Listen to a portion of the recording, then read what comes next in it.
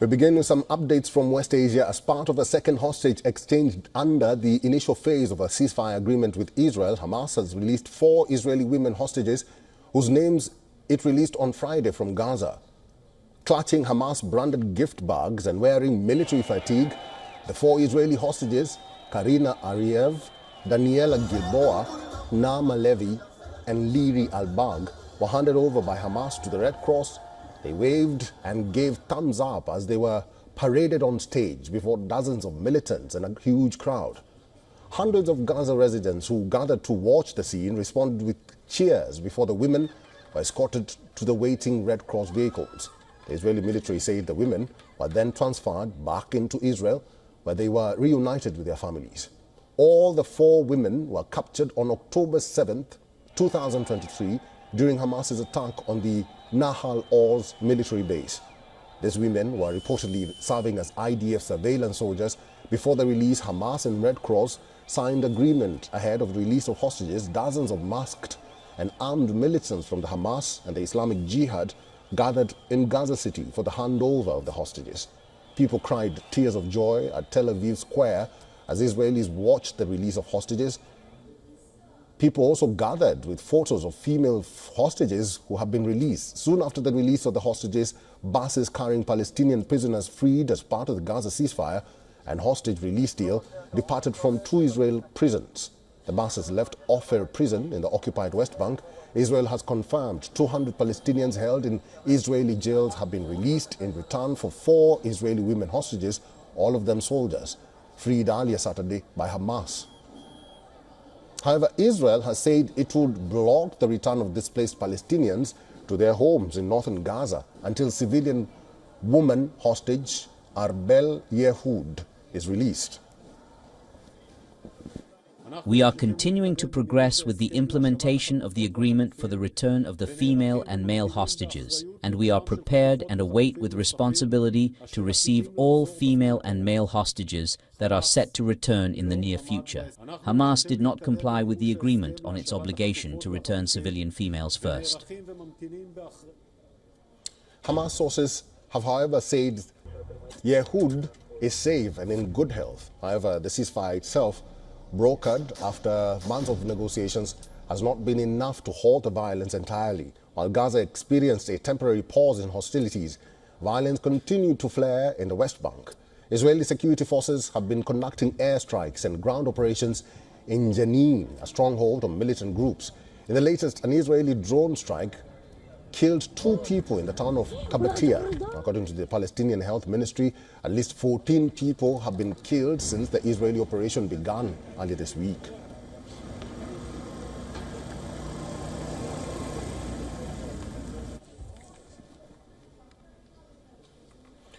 Daniel Rubenstein is a current Israeli citizen spokesperson and former advisor to Prime Minister Benjamin Netanyahu. He was also an advisor to former Prime Minister Naftali Bennett.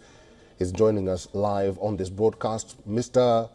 Rubenstein, thank you very much for making time for us and welcome to the broadcast. There have been several setbacks ever since the ceasefire deal was orchestrated and it is now in operation. We are seeing setbacks from both sides, if you may, because Israel says that Hamas is not adhering to the deal. They had requested Hamas to release 5 female soldiers, but Hamas released 4. What happens if one side, or if both sides, do not adhere to this deal?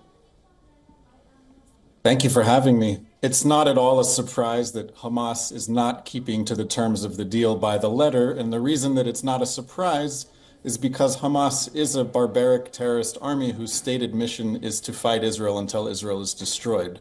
What's happening now is a ransom payment. Israel has agreed to pay an enormous ransom to Hamas in order to receive hostages home after more than 15 months.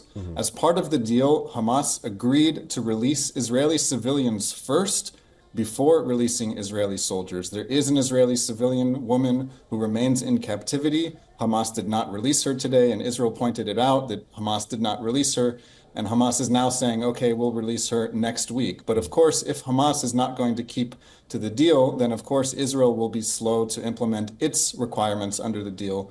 And that's what we're seeing is happening. But in the meantime, today, we saw 4 Israeli women return from captivity. We had seen no sign of life from them for 15 months. They did not receive a single visit from the Red Cross. Hamas used them in order to demand an enormous ransom, which today they are receiving in the form of around 200 convicted Palestinian terrorists. These are people in Israeli jails who carried out barbaric crimes. Their release has been demanded by Hamas, and the payment is coming now. Mr. Rubenstein, what do you make of the ongoing operation in Jenin? Because there has been a concern that regardless of the hostilities being halted in Gaza, there is some form of hostility going on in the West Bank, which is not being seen by the world as a good sign coming from Israel. The war that Hamas started on October 7th, 2023 from Gaza did not remain a war from Gaza entirely. It became an 8-front war.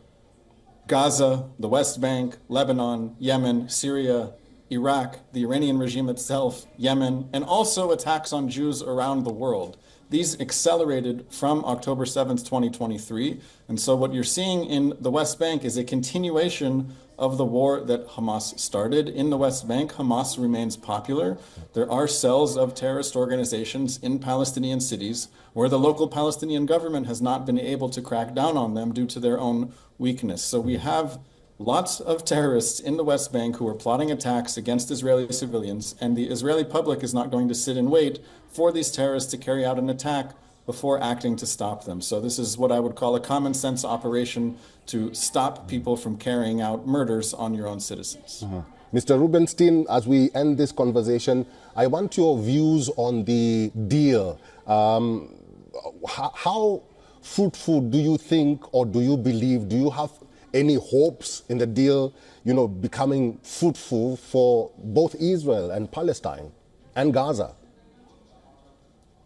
I do not see how this deal can lead to a permanent ceasefire between Israel and Hamas in Gaza, because Hamas in Gaza is the government, and the policy of the Hamas government of Gaza is to fight Israel until Israel is destroyed. So Hamas believes that anywhere, anytime, it has the right to carry out horrific atrocities against Israel. That's why it exists. That's why it's popular. And until the entire international community understands that Hamas cannot remain the government of Gaza, I think we're going to be stuck in the same situation we find ourselves. And I hope that more people will understand that Hamas cannot be the government of Gaza. And if we want to build a better future for Israeli and Palestinian children alike, we need a responsible government in Gaza that chooses peace instead of war. All right, Mr. Daniel Rubenstein, as always, thank you very much for your time and for talking to us today. Thank you for having me. For all the latest news, download the WION app and subscribe to our YouTube channel.